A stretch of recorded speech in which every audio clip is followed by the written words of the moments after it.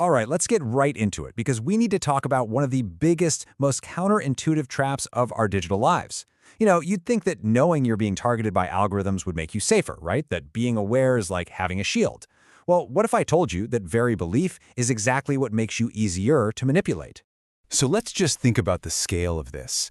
Most of us spend hours, literally hours every single day, letting algorithms decide what we see, what we read, what we listen to.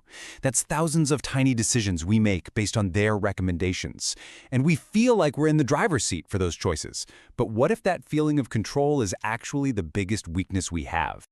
And this brings up a really unsettling question. We put all this effort into being aware of how we're being tracked and targeted. But what if that awareness isn't the answer? What if it's actually the bait in a much, much more clever trap? Okay, so let's not just talk theory. Let's look at the actual data. There's this incredible study from 2022 that just perfectly exposes this psychological blind spot we all seem to have when it comes to technology. So the setup was pretty straightforward. Researchers brought people in and asked them to predict share prices.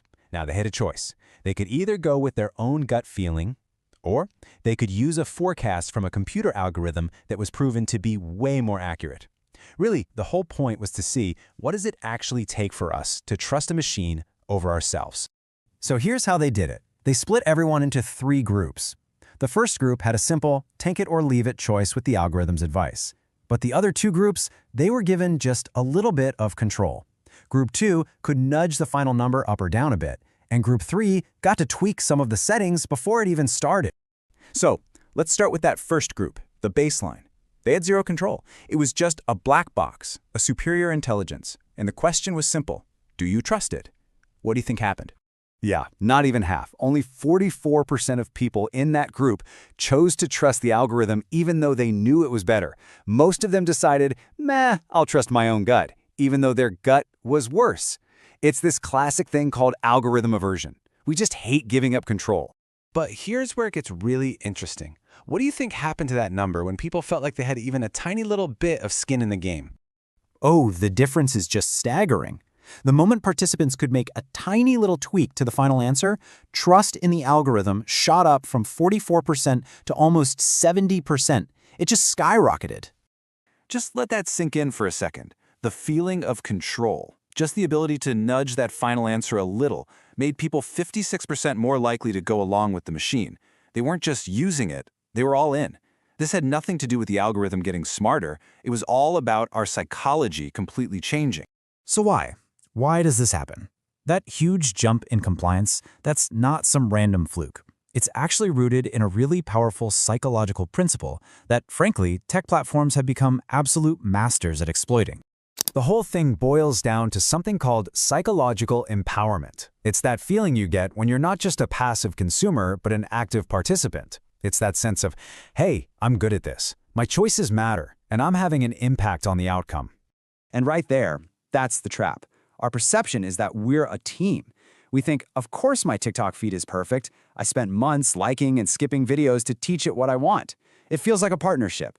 But the hard reality is that this feeling of being a partner, the sense of control, is the very thing that makes us drop our guard and just comply. I mean, think about it in your own life. When Spotify serves up that perfect song you've never heard, you don't think a machine learning model predicted my preferences. No, you think, wow, it gets me. You feel seen. You feel validated. You believe you successfully taught it what you like. And at that point, saying no to its next recommendation feels less like you're rejecting the algorithm and more like you're rejecting your own great taste. It's a really powerful ego feedback loop. So if knowing all this is the trap, how in the world do we get out of it? Well, the answer isn't to be less aware. It's about changing what we do with that awareness. It's about making a shift from passive knowledge to active self-defense. This is probably the most important thing to take away from this. Just knowing that an app is designed to keep you scrolling doesn't magically stop you from scrolling. Your awareness is not armor.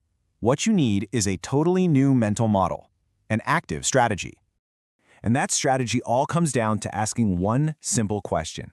The next time an algorithm serves you up a piece of content, a product, anything, you just have to pause and ask yourself this. So look, here's a challenge for you. For the next week, just try this out. Every single time you see a recommended for you label, just stop. Pause and ask the stranger question. If a total stranger walked up to me on the street and offered me this exact thing, would I actually want it?